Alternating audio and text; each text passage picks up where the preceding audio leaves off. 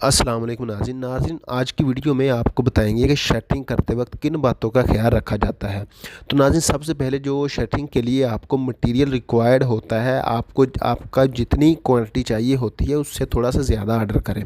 और उसके बाद जो आपके पास स्किल्ड वर्कर हैं, स्किल्ड लेबर है, वो उसका एक्सपीरियंस्ड होना चाहिए इस काम में, वो प्रोफेशनल हो इस काम में।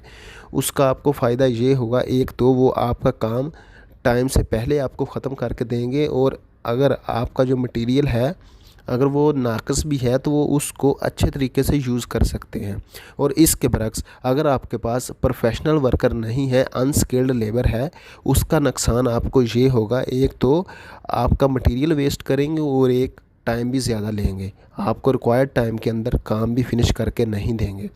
और इसके बाद नाज़रीन, जब शटरिंग वगैरह कंप्लीट हो जाए आपकी, तो एक दफ़ा साइट इंजीनियर को चाहिए कि वो एक दफ़ा सारी साइट की शटरिंग है वो एज़ पर ड्राइंग चेक कर ले कि जो सारी शटरिंग हुई है वो ड्राइंग के मुताबिक हुई है, और उसको अश्योर करना चाहिए। और उसके बाद जो इधर ये देखें, जो स्पोर्ट्स वगैरह दी जाती हैं कॉलम को या और शटरिंग को, वो स्पोर्ट्स अच्छी तरह चेक कर ले कि ये हमारी जो स्पोर्ट्स हैं, ये देखें ये बिल्कुल परफेक्ट है। क्योंकि अगर कंक्रीट के दौरान इन स्पोर्ट्स में कोई इशू आएगा तो फिर बाद में वो आपके लिए बहुत मुश्किल होगा। और कंक्रीट के दौरान ये ज़रूरी हो कि 2-3 आपके जो प्रोफेशनल कारपेंटर हैं वो कंक्रीट के दौरान साइड पे हों। उसका ये फ़ायदा होगा कि अगर कंक्रीट के दौरान शटरिंग में कोई इशू आएगा वो फ़ौरन इसको रीहैब कर सकते हैं।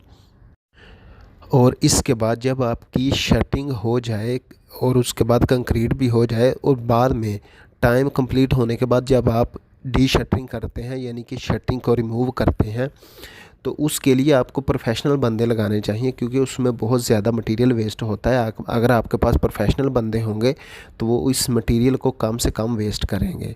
ठीक है नाज़रीन। और उसके बाद जब आप टिम्बर और प्लाईज़ को अलहदा करते हैं, उसमें भी आपके पास प्रोफेशनल बंदे होने चाहिए, क्योंकि उसमें भी मटेरियल बहुत ज़्यादा वेस्ट होता है। तो अगर आपके पास प्रोफेशनल बंदे होंगे तो वो आपको मटेरियल कम से कम वेस्ट करेंगे। और शटरिंग को रिमूव करने के बाद जो आपका नाक़िस मटेरियल होगा उसको एक साइड पे रख दें, और जो आपका बाद में इस्तेमाल होने वाला मटेरियल है, जो आप समझें कि ये मटेरियल अच्छा है, अभी यूज़ हो सकता है, उसको एक साइड पे कर दें। नाज़रीन, वीडियो अगर अच्छी लगे तो वीडियो को लाइक करें और चैनल को सब्सक्राइब करें। Thank you so much.